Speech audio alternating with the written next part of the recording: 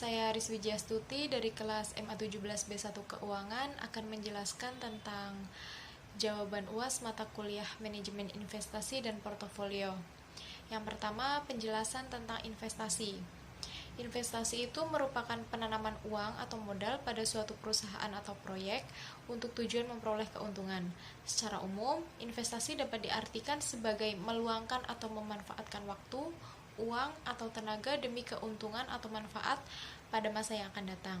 Jadi, dapat dikatakan investasi itu merupakan membeli sesuatu dan diharapkan pada masa yang akan datang dapat dijual kembali dengan nilai yang lebih tinggi dari semula. Yang kedua, penjelasan mengenai portofolio dan contohnya.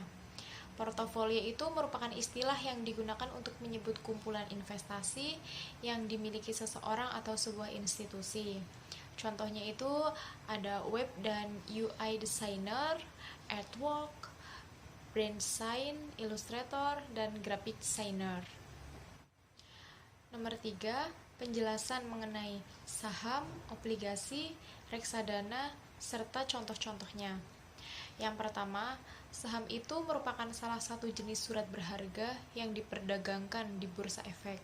Saham diartikan sebagai bukti penyertaan modal di suatu perseroan atau merupakan bukti kepemilikan atas suatu perusahaan.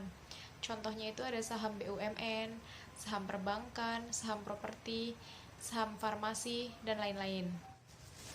Yang kedua ada obligasi, yaitu merupakan suatu penyertaan utang dari penerbit obligasi pada pemegang obligasi beserta janji untuk membayar kembali pokok utang beserta kupon bunga kelak pada saat tanggal jatuh tempo pembayaran.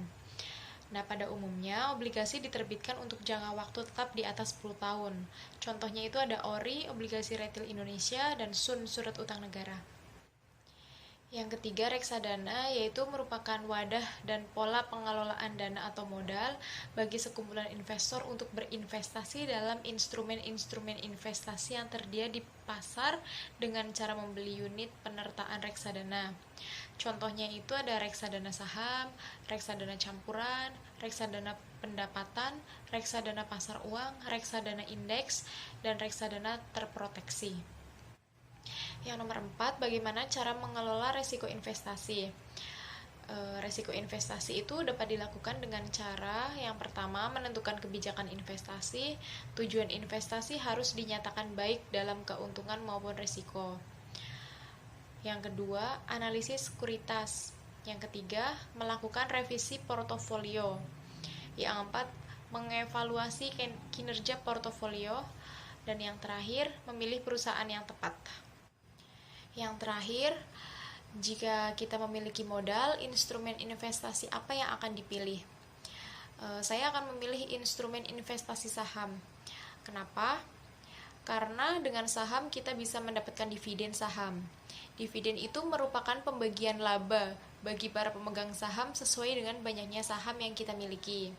Ketika mendapatkan dividen, maka secara tidak langsung kita telah diakui sebagai pemilik perusahaan dan berhak ikut dalam rapat umum pemegang saham atau RUPS.